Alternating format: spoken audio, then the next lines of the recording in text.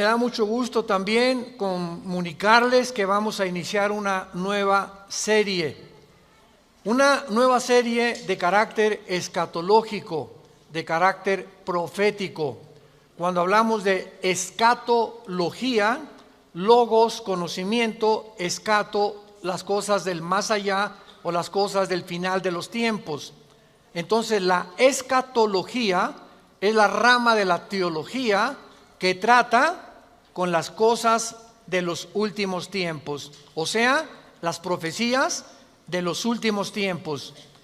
Y así vamos a titular esta serie, Conociendo el fin de los tiempos.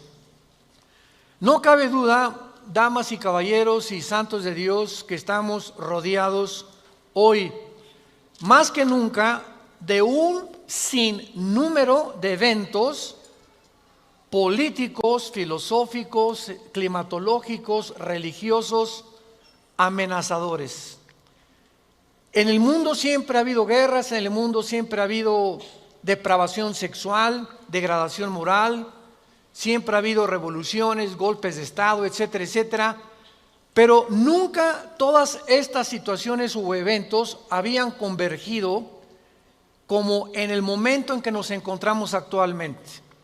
Si hiciéramos un breve panorama geopolítico alrededor del mundo, nos damos cuenta, ¿verdad?, que de México hasta abajo, hasta la Patagonia, están las naciones latinoamericanas e iberoamericanas ardiendo, por todos lados protestas, en Hong Kong protestas, en Irak protestas contra el gobierno.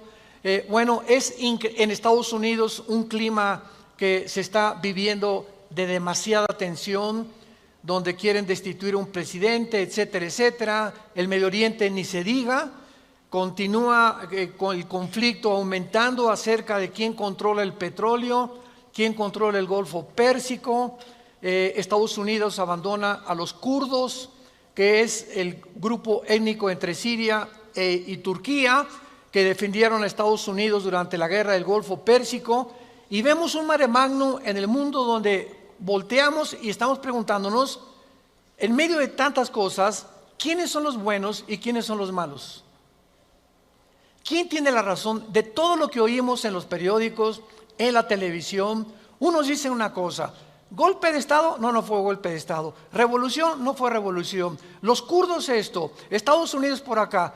Y estamos en medio de un mundo verdaderamente confundido.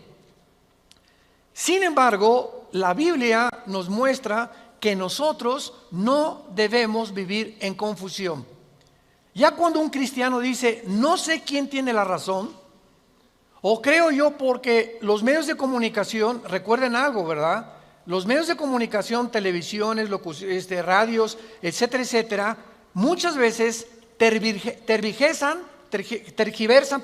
las noticias de tal manera que llegan a manipularnos y hacernos creer lo que ellos creen.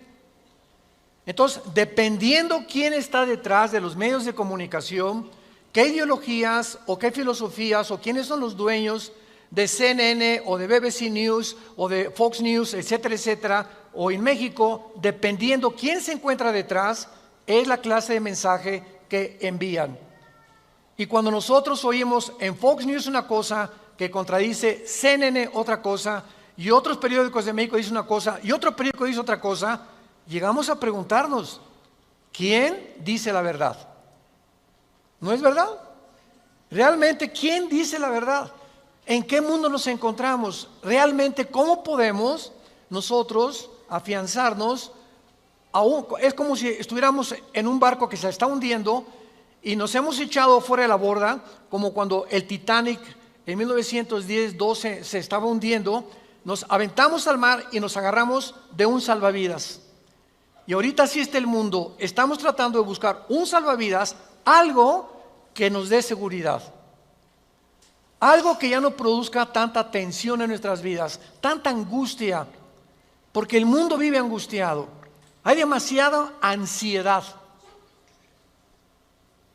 La enfermedad número 1 que la Clínica Mayo en Rochester y el Hospital Hopkins en Estados Unidos, que son las dos clínicas médicas más respetadas que hay en el mundo en cuanto a evaluaciones y a sugerencias médicas, coincidieron hace algunos años en que el factor común denominador o la causa número uno, escúcheme con mucho cuidado, este es un dato que viene de clínicas médicas, no cristianas.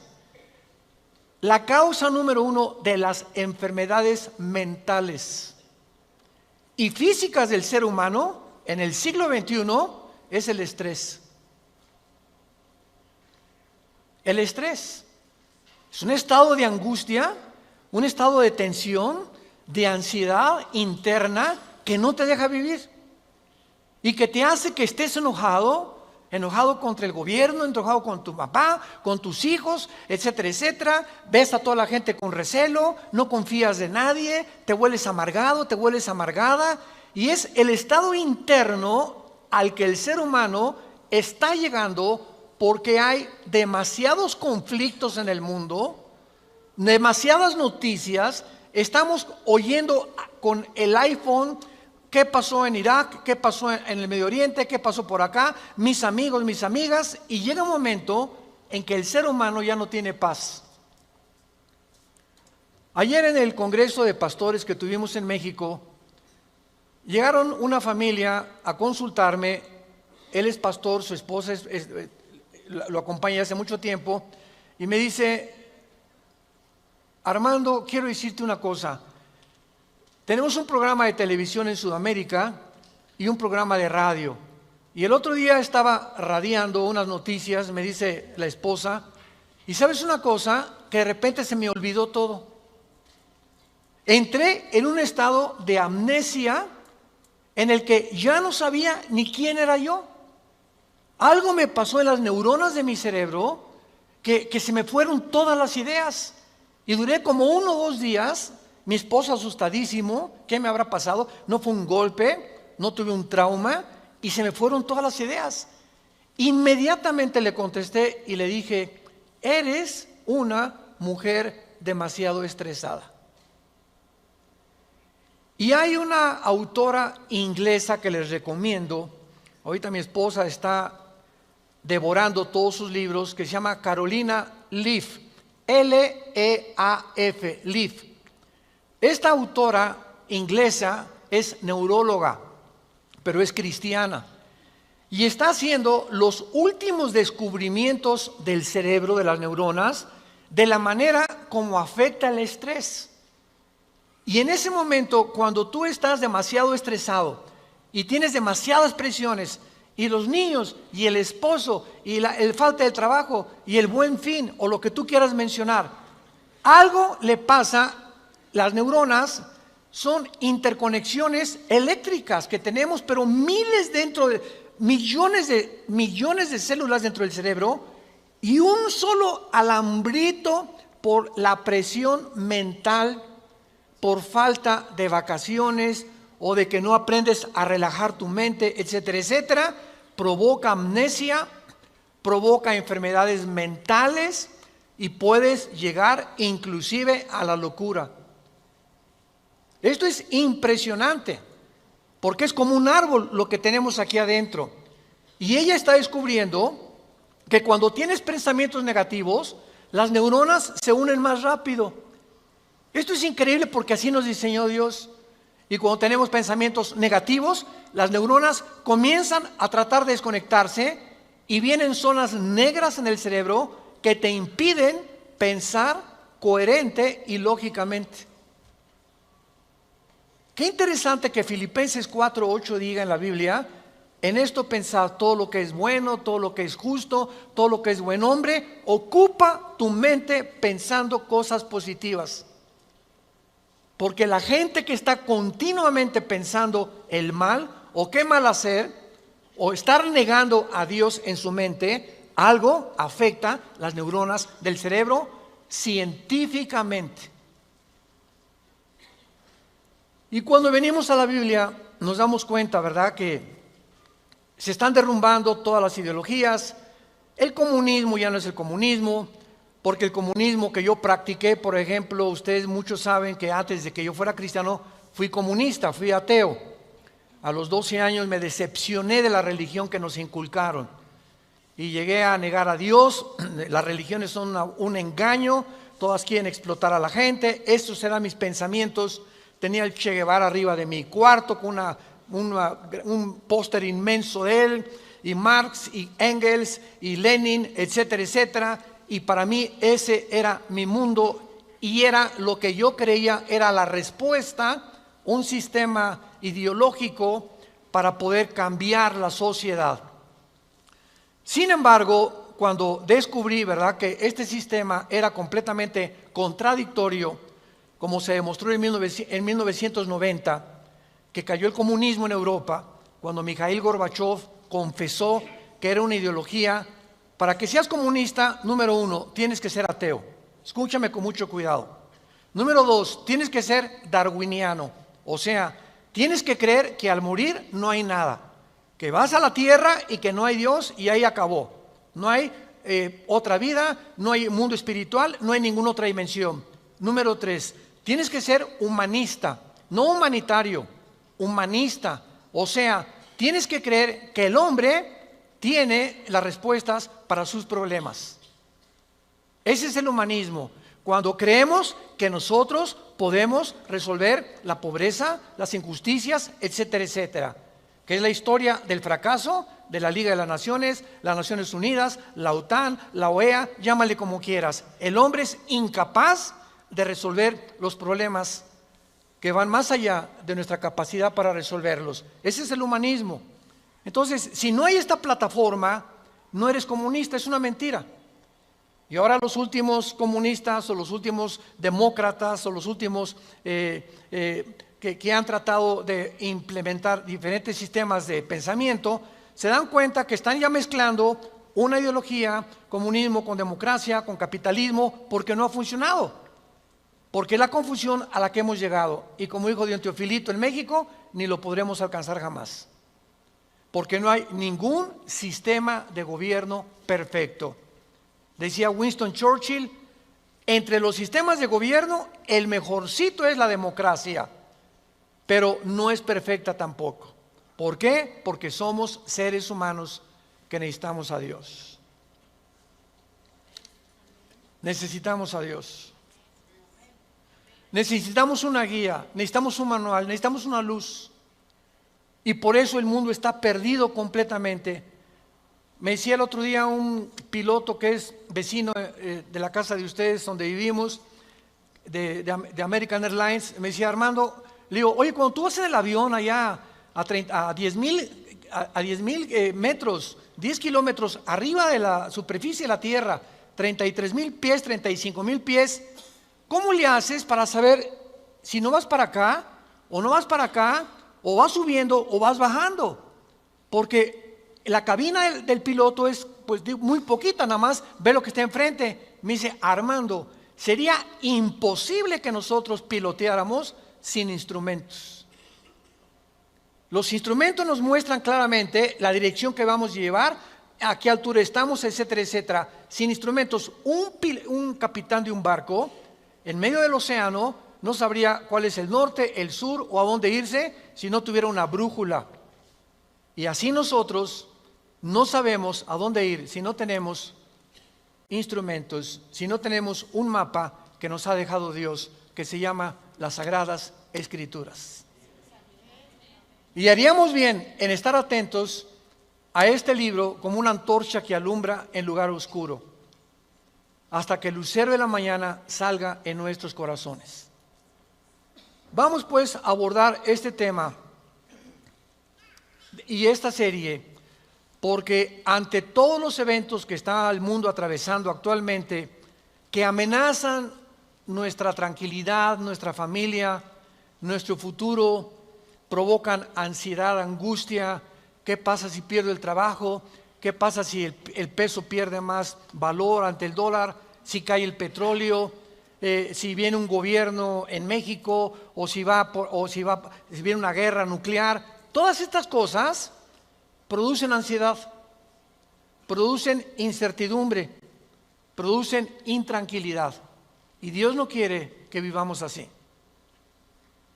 Dios quiere que en medio de este mundo tengamos una esperanza, tengamos una seguridad de que las cosas van a mejorar. Que lo mejor de nosotros está por delante. Y que aunque el mundo sea cubierto de tinieblas, en nosotros debe haber luz. Porque somos la familia de Dios. Que dio a su Hijo en una cruz hace 2000 años para que pudiéramos comprender el mensaje del Evangelio, de las buenas noticias, de la gracia de Dios en su Hijo Jesucristo. Podemos saber exactamente, y este es el tema que vamos a abordar en toda esta serie, podemos en la Biblia encontrar datos, información que nos digan en qué tiempo de la historia nos encontramos. ¿Podríamos realmente decir con seguridad nos encontramos a 10 años de que Cristo venga, o a 5 años de que Cristo venga, o nos encontramos al borde de un caos nuclear, o estamos en la orillita de la autodestrucción del ser humano? Esta información se encuentra en este libro, porque cuando comienzas a escudriñar este libro y nos comenzamos a ver que Dios nos comienza a despejar incógnitas y los velos negros que nos impiden ver hacia adelante comienzan a ser quitados por la luz del Espíritu de Dios, comenzamos a caminar con confianza en la vida. Si yo estoy en una cueva oscura, yo no sé si dar un paso por acá porque no veo, está tan oscuro que a lo mejor está ahí un murciélago o una roca o algo. Pero si alguien me da una lámpara, ¿qué hace la lámpara? Inmediatamente me alumbra 4, 5, 10 metros hacia adelante. Y con esa lámpara puedo caminar con confianza porque voy viendo dónde voy pisando. ¿Correcto? Bueno, así es exactamente en el mundo espiritual. El mundo ahorita no tiene lámpara, están así. ¿Será melón? ¿Será sandía? ¿Será ya sabes quién? Por aquí, por allá, y para dónde. Esto, tendrá razón ellos, tendrá razón estos, tendrá razón este gobernante, por acá, y así está el mundo. Pero cuando tenemos la palabra profética más segura, vamos a comenzar a caminar con confianza y a darnos cuenta del Dios que nos dice: no temas, no temas, estoy contigo, nunca te dejaré, nunca te voy a abandonar. Estaré contigo todos los días hasta el fin del mundo. Y aunque se cierren los cielos aparentemente y la oscuridad, la tierra esté cubierta de ella, mientras más oscuro, las estrellas se ven mejor.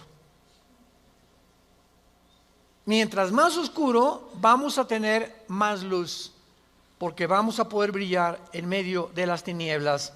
Claro que la Biblia nos va a revelar todos estos sucesos y calamidades antes de que sucedan, para que cuando sucedan corroboremos, comprobemos, confirmemos que Jesús tuvo realmente la razón y que Él es el Hijo de Dios. Y esto es lo que nos da la fortaleza, las convicciones, porque lo que más se necesita ahorita en el mundo es seres humanos con convicciones profundas en sus vidas, con mucha integridad para vivir. Y cuando tú eres una persona de una sola pieza, como dijo Pablo, yo sé en quién he creído, ya no te engaña la gente. Ya no te engañan las películas, no te engaña la televisión, no te engañan las noticias, porque tu fe está bajo una roca. Estás parado en un fundamento inconmovible. Y este fundamento es la palabra de Dios. Vayamos a ver algunos pasajes. En primer lugar, en el capítulo 46 del libro de Isaías. Si no traes la Biblia, por eso estás así. Con razón. En Isaías capítulo 46, versículo del 9 al 10, veamos algunas respuestas anticipadas que este profeta hace 2700 años escribió. Isaías 46, versículo 9 y versículo 10.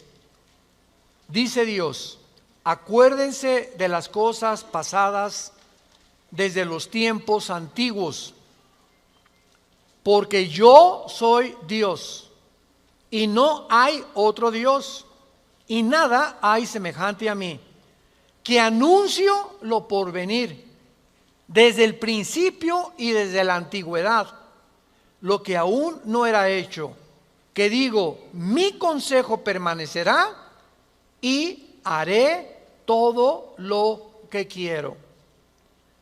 En este pasaje Dios claramente nos muestra que Él va a demostrar, el Dios de la Biblia, que Él es Dios, y que todos los demás dioses, ¿verdad?, no son realmente más que ídolos. Y aunque detrás de todo esto hay criaturas espirituales que se le llama dioses en la Biblia, Él es el Elohim de los Elohim. Él es el Dios de los dioses. Él es el rey de todos los demás súbditos que ocupan el universo. Y que Él nos va a anunciar lo que va a venir, para que sepamos algo. Lo que Dios dice va a permanecer.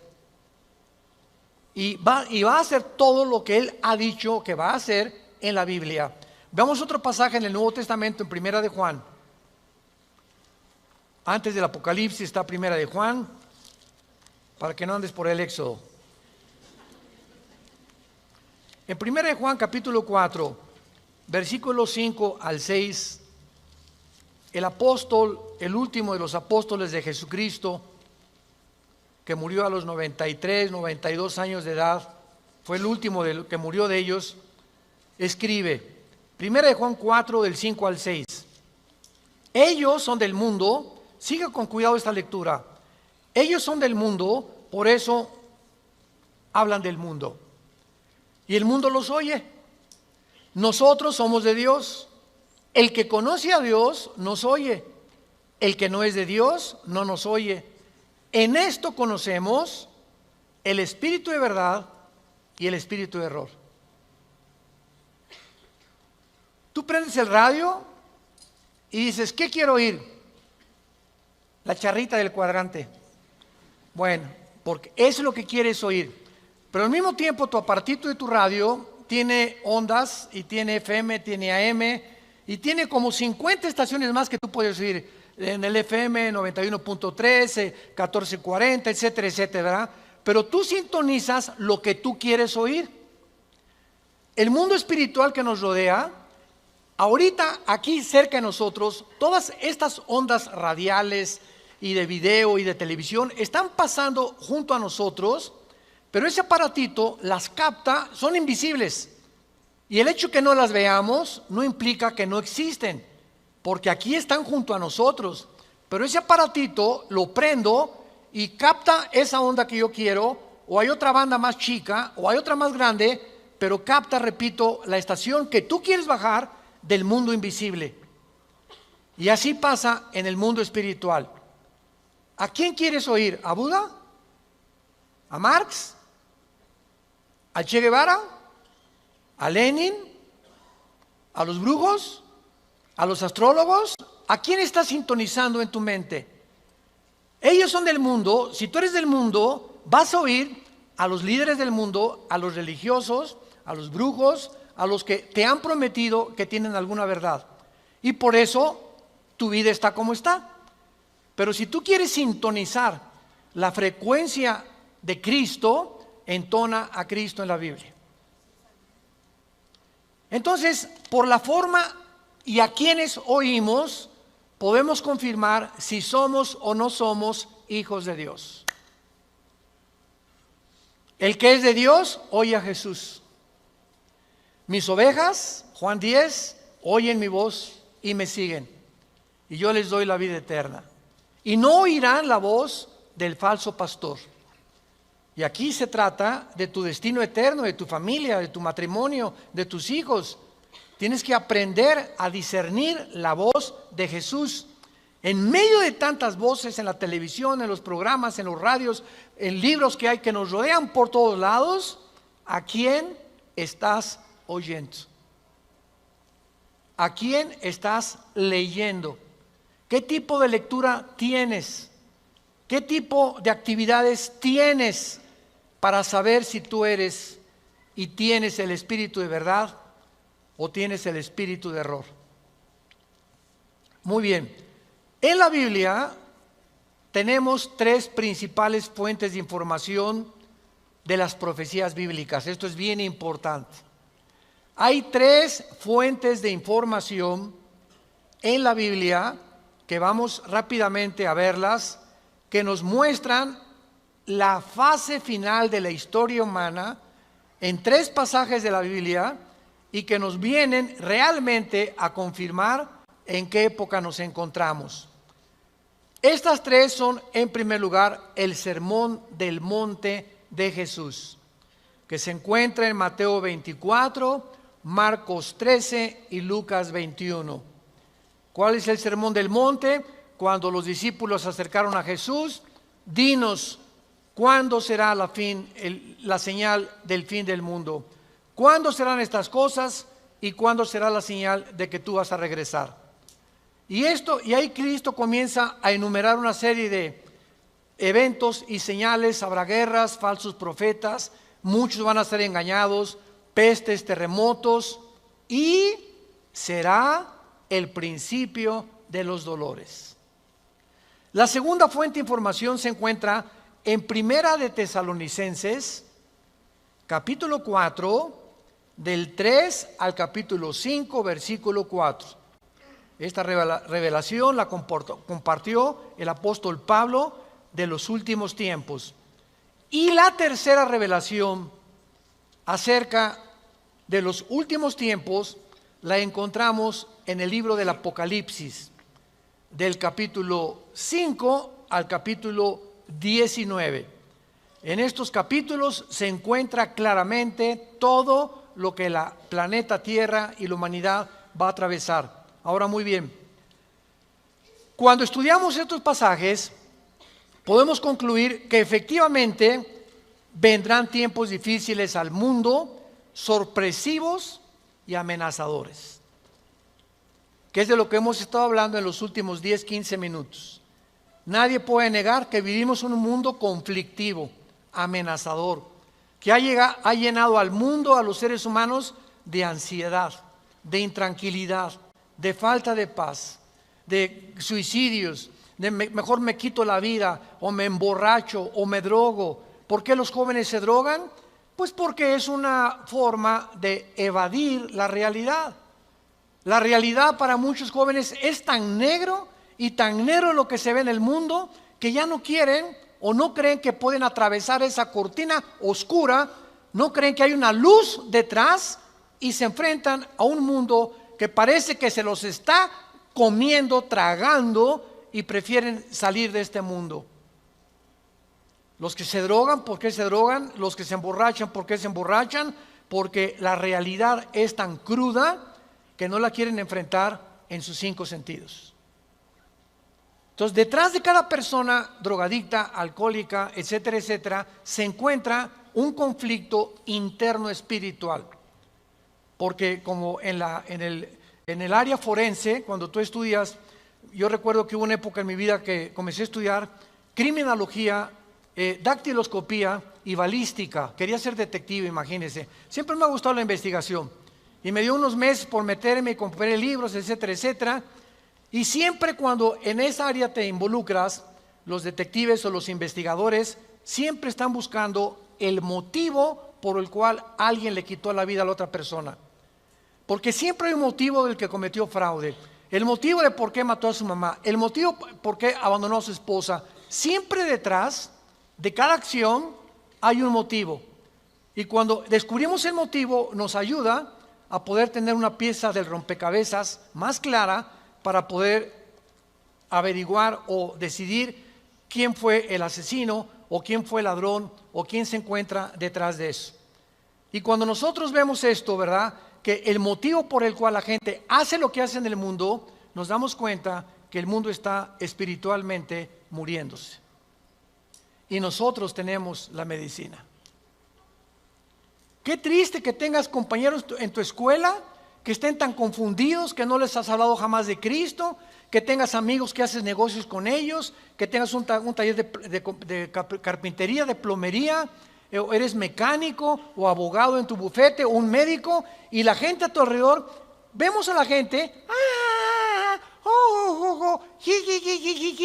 caras vemos y están llorando por dentro, están deshechos por dentro. Que si esa hermanita, la enfermera que diga, ay hermanita doctora, ¿cómo está? Muy buenos días, ¿verdad? Y te encierras con ella y te pones enfrente de ella, te puede olvidar, se quitan esa máscara que están usando y caen en una expresión de llanto, de angustia, que están escondiendo, poniéndose una máscara de aparente felicidad. Y así las personas que tú ves, no es cierto que son lo que estás viendo. Detrás de cada persona se encuentra un drama. Se encuentran problemas más allá de lo que podemos imaginarnos. Así que nosotros tenemos la respuesta y la medicina, qué estamos haciendo con ella, y vamos a dar cuentas en la otra vida de todas las cosas que nunca cumplimos en la palabra de Dios al compartir el mensaje de Jesucristo. Ahora bien, vayamos a Mateo 24 y veamos rápidamente que del estudio de estos 3 pasajes que acabamos de mencionar, el Sermón del Monte, Primera de Tesalonicenses 4 y el libro de Apocalipsis, podemos concluir, para poner el tapiz, el fundamento de nuestra serie que vamos a seguir desarrollando, que efectivamente estamos en el tiempo de eventos muy amenazadores, sorpresivos, y aunque nosotros los cristianos no querramos ver, ni vamos a estar, esto está garantizado, nosotros no nos vamos a encontrar en los acontecimientos del libro del Apocalipsis. La iglesia no va a encontrarse en los acontecimientos de Primera de Tesalonicenses 4, ni tampoco en el Sermón del Monte, más que en lo que les voy a mostrar ahorita. Y no vamos a ver nosotros el Armagedón. Creo que no vamos a conocer tampoco al Anticristo, pero hay algo que vamos a atravesar para que nos vayamos preparando y para que entendamos que para poder enfrentar lo que se viene se necesita carácter. Carácter. ¿Qué es el carácter? Es la formación interna que el Espíritu Santo nos quiere dar, donde estableces fundamentos y convicciones inconmovibles en tu vida. He decidido hacer esto, lo haces. Puntualidad, responsabilidad. Una persona, un cristiano irresponsable, tiene mucho que trabajar con su carácter. Un cristiano que siempre llega tarde a todos lados, tiene que trabajar mucho con su carácter. Decía hace algunos años, cuando Henry Ford hizo el primer carro modelo T, 1904, corría como 25 kilómetros por hora. Su hijo Henry Ford II tomó la Ford Motor Company, la compañía de carros Ford en Estados Unidos, que fue la que más comenzó a vender carros a principios del siglo XX. Y este hombre llegaba a la compañía de Ford y ponía al jefe de la planta, al jefe de la administración, al jefe de la supervisión, ponía a líderes en cada departamento. Y él llegaba cada 2 o 3 meses, y si ese líder no hacía que funcionara la planta que él le había dado, lo corría. Dice, un líder, decía Henry Ford II, es la persona que hace que las cosas sucedan. Y si tú estás al frente de una responsabilidad y no cambias la situación, o no cambias la manera de pensar de los hombres o de tus soldados que tienes bajo tu responsabilidad, tú no eres líder. Entonces, qué importante es que la Biblia dice que todos nosotros debemos ser líderes. Y si somos líderes, tenemos que hacer cambiar las cosas de alguna manera. Vas a hacer cambiar a tu amigo y vas a hacer cambiar a tu amiga y vas a hacer cambiar a tus amigos de la escuela, hasta a tus maestros los vas a confrontar algún día. Discúlpeme, maestro, con el respeto que se merece, no venimos del chango. La evolución es una teoría que está completamente destituida desde que descubrieron el ADN en 1954. Por favor, actualícese más, maestro. Entonces, cuando comenzamos a entender eso, es cuando comenzamos a comprender que este mundo, dice la Biblia, la mayoría serán engañados. Los mismos escogidos serán engañados porque hay millones de cristianos sin carácter, flojos, irresponsables, impuntuales, sin falta de integridad. A nadie le hablan de Cristo, no comparten las buenas nuevas, no tienen convicciones profundas que los hacen ser gigantes, guerreros de Dios. Dice Mateo capítulo 24 en el Sermón del Monte el Señor Jesucristo, porque se acercan los discípulos para hacerle preguntas, versículo 3, Señor, dinos, vean las 3 preguntas que le hacen hace 2000 años. 1, ¿cuándo serán estas cosas? Querían saber el tiempo los discípulos. 2, ¿qué señal habrá de tu venida? O sea, ¿habrá alguna señal que podamos percibir de que tú ya vienes al mundo? Y 3, ¿y hay alguna señal de que el mundo se va a acabar? De estas 3 preguntas, Cristo comienza a contestar algunas. Por ejemplo, la señal de su venida está hasta el versículo 29 y 30, cuando el sol se oscurecerá, la luna se pondrá, etcétera, etcétera, y esa es la señal de la venida de Cristo, que no vamos a estar aquí nosotros, porque primero es el arrebatamiento, y van a pasar 7 años de la tribulación, y viene Jesucristo en la segunda venida, y los que estén en la segunda venida, que se hayan convertido en la persecución del anticristo, van a saber que cuando vengan estas señales cósmicas en el cielo, Cristo aparecerá en las nubes junto con nosotros, porque regresaremos con Él. Pero lo que me interesa compartirles es el versículo 6 en adelante, que es lo que nos atañe a la generación que estamos viviendo. Oirán de guerras y rumores de guerras. Miren que no se turben, porque es necesario que todo esto acontezca, pero aún no es el fin.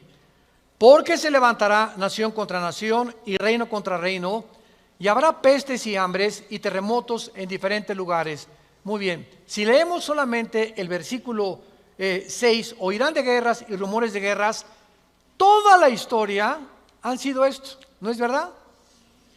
Desde que Caín asesinó a Abel, desde que Caín asesinó a su hermano Abel, toda la historia, de acuerdo, lo quieres apuntar, al Instituto para la Investigación para la Paz en Suecia, Estocolmo, dictaminaron que de los 6000 años aproximadamente de historia que tenemos, de 6000 años, solamente ha habido 25 años de paz.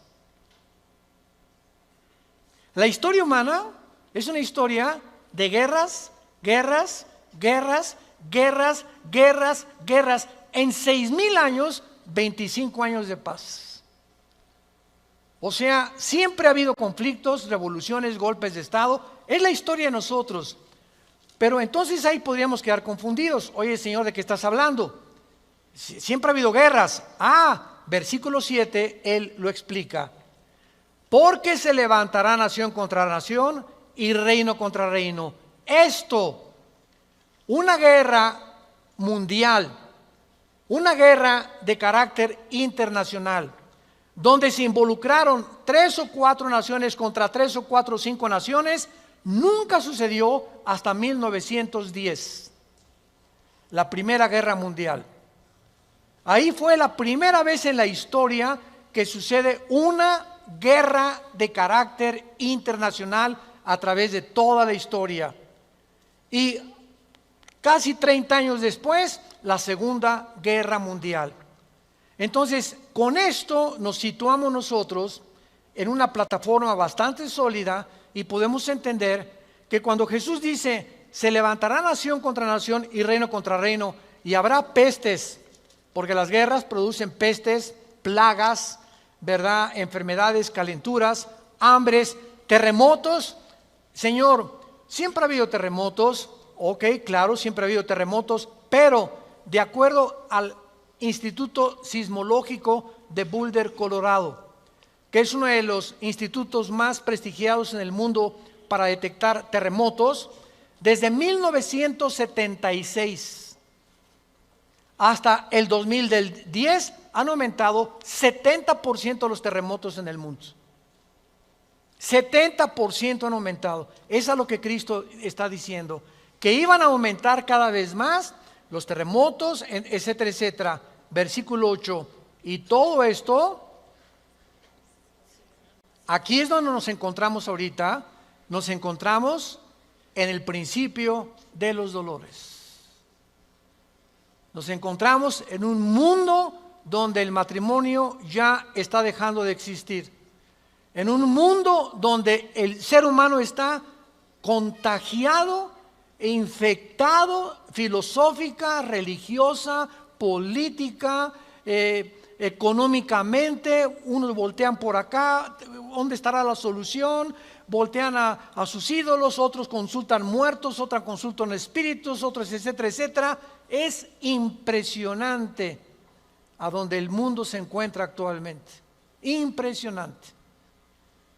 Y esto es precisamente lo que Jesucristo nos quería decir para que estemos preparados. Ahora muy bien, después de estos principios de dolores, nos vamos. Adiós, mundo cruel. Adiós, mi perro fido. Adiós, adiós, mundo cruel. Ya nunca te veré.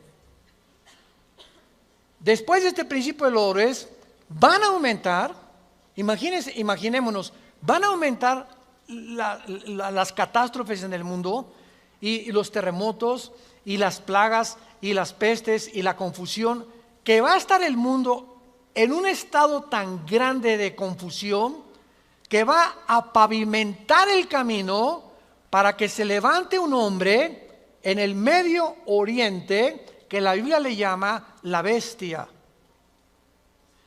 De todos los animales que el Espíritu Santo buscó, las hienas, los leopardos, los osos, los leones depredadores, no encontró el Espíritu Santo un nombre, un adjetivo para designar a este hombre, y por eso simplemente la Biblia le llama una bestia, un depredador, cruel, sanguinario, y su otro nombre es el anticristo. Todos los dictadores, síganme con cuidado, de la historia, todos han surgido de un mundo caótico. El caldo de cultivo para producir un dictador es que la situación se encuentre aparentemente sin solución. Corrupción, oscuridad, etcétera, etcétera. Y en medio de esto surgen hombres prometiendo mejorar las cosas. Hitler entró democráticamente. Stalin entró democráticamente. Saddam Hussein entró democráticamente. No es verdad que entren a través de un golpe de Estado los líderes, la mayoría entran a través del pueblo. Pero una vez que el pueblo los levanta, a ver quién los quita. Y en medio de esto es cuando el mundo va a ver en Europa que va a estar una oscuridad total en Europa. Ahorita la salida de Inglaterra de la Unión Europea, el Brexit famoso. Ahorita en Europa ya no existe, damas y caballeros, santos de Dios. Las únicas dos naciones que sobreviven en Europa es Alemania y Francia. España, Portugal, Grecia e Italia están hundidas económicamente, sin dinero para poder levantarse. Y no hay ninguna esperanza para estas naciones. Había el Fondo Monetario Internacional que lo estaba manejando Alemania, se les acabó el dinero ya. Y Francia está ayudando un poquito a Alemania. Y gracias a Dios que en Alemania la ministra Angela Merkel es cristiana. En todo el mundo es la única líder que sus padres fueron pastores y ella dijo en enero de este año, Europa tiene que regresar a Dios. Entonces, Alemania está sobreviviendo, Inglaterra se está yendo sin los impuestos que le pagan las naciones a la Comunidad Europea o a la Unión Europea, ya no va a haber forma de sostener una Unión Europea, que era el sueño de los europeos después de la Segunda Guerra Mundial. Y está el campo preparado para que surja el hombre, la bestia, el anticristo, el hijo de perdición, que la Biblia profetiza que se va a levantar y va a traer soluciones al mundo, va a resolver problemas de la pobreza, de la economía, de la política, ideologías, y el mundo se va a asombrar porque este hombre no va a ser un hombre normal. Va a ser un hombre poseído por un principado satánico. Lo hemos visto en otras conferencias en el libro del Apocalipsis. Ya no nos da tiempo para eso. Pero va a ser un hombre que va a hacer milagros sobrenaturales. Y va a tener a un compadre que en Apocalipsis 13 se le llama el falso profeta. Que va a ser, fíjense, un líder religioso unido a un líder político. El líder político, el anticristo, va a usar a un líder religioso para que el líder religioso convenza al mundo de ponerse la marca el 666. Y cuando el líder religioso convenza al mundo y haga milagros, este líder religioso, el anticristo lo va a matar. Y va a deshacer la ciudad de donde salga el líder religioso, y el anticristo a la mitad de los 3 años y medio va a proclamarse. Segunda de Tesalonicenses capítulo 2, del 3 al 4, se va a proclamar que Él es Dios. Va a entrar al templo judío, va a violar el templo judío y va a hacer que el mundo lo adore como Dios. Pero, ¿será eso posible? ¿Que pueda llegar la humanidad a tal grado de adorar a un hombre como Dios? La historia nos enseña que el hombre no aprende la historia. ¿Se acuerdan de esa frase? Y el que no conoce la historia está condenado a repetirla. ¿Qué pasó con los césares romanos? Los césares romanos mandaron a la gente que los adoraran como dioses. Y los césares romanos se erigieron como dioses. Calígula mata a su familia. Nerón tenía de amante a un niño de 10 años. Era una depravación impresionante. Cuenta la historia que cuando un emperador romano estaba en el Coliseo, cuando vayan a Roma, vayan al Coliseo, es impresionante ver el Coliseo romano. Todavía en el Coliseo romano, cuando vayan a Roma, las manchas de la sangre de hace 2000 años, de los mártires que mataron los leones y quemaron vivos y que arrastraron, ahí están todavía las manchas de la sangre que las han mantenido. Bueno, pues cuenta la historia, ¿verdad?, que estaba el César en un coliseo, en el Coliseo romano, y entonces todo el mundo se tenía que hincar y decirle: salve César. Y un hombre se quedó parado, que aparece en Apocalipsis con el nombre de Antipas. Y entonces se quedó parado y el César le dijo a un centurión: ve por favor y ve que es esclavo, ¿por qué no se hinca? Y el centurión romano fue con Antipas. Le dijo: Antipas, tienes que hincarte porque si no te van a matar. Y entonces y además le dijo el centurión: te van a matar, ¿y no ves que todo el mundo está contra ti? ¿No ves que tú eres el único? Y Antipas contestó: dile al César que si todo el mundo está contra mí, yo estoy contra todo el mundo, porque así murió mi Señor. Lo quemaron vivo en un balde grandísimo de aceite hirviendo. Y por eso Cristo le llama en Apocalipsis mi testigo fiel. Va a llegar un momento, santos de Dios, en que el mundo va a estar contra nosotros, y ahí se van a denotar tus convicciones. Y si tus amigos están contra ti, y tu familia está contra ti, y el mundo está contra ti, nosotros estamos en contra de ellos. Porque nuestra fidelidad es al Hijo de Dios por los siglos de los siglos. Te damos gracias, Señor, por tu palabra.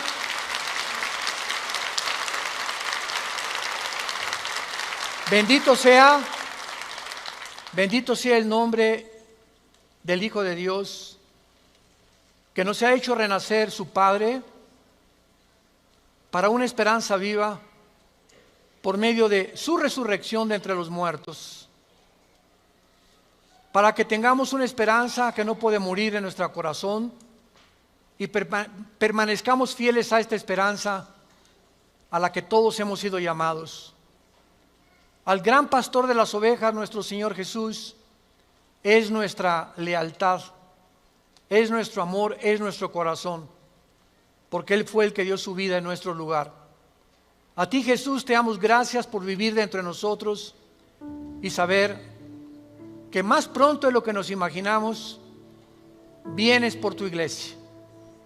Vienes por aquellos que han sido fieles hasta la muerte, que han mantenido firmes sus convicciones en medio de un mundo confundido, donde estos hijos e hijas tuyas han permanecido inconmovibles en la fe, aferrados a la roca, a la palabra de vida, que es la que nos ha dado la vida eterna.